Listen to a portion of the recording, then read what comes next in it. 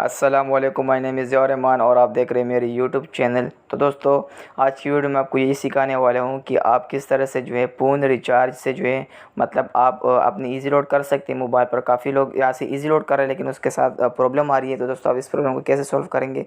तो दोस्तों, आप यहाँ पर फ़ोन रिचार्ज पर क्लिक करेंगे और यहाँ पर आपको बैलेंस सेलेक्ट करनी है। तो मैं 50 सेलेक्ट कर देता हूँ, नीचे रिचार्ज पर क्लिक कर देता हूँ।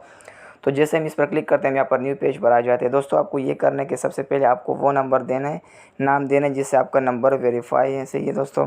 तो यहाँ पर ये मैं नाम अपना लिख लेता हूँ और नीचे दोस्तों आपको ये करने के सबसे पहले दोस्तों आपको 923 मतलब आपको 0 डायल नहीं करना है।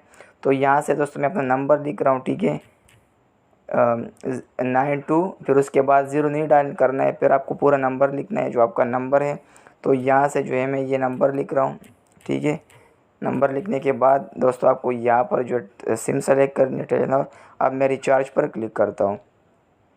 तो दोस्तों, अब मैं जैसे रिचार्ज पर क्लिक करूँगा दोस्तों आप देख सकते हैं मेरा जो है यहाँ से ईजी लोड हो चुका है दोस्तों।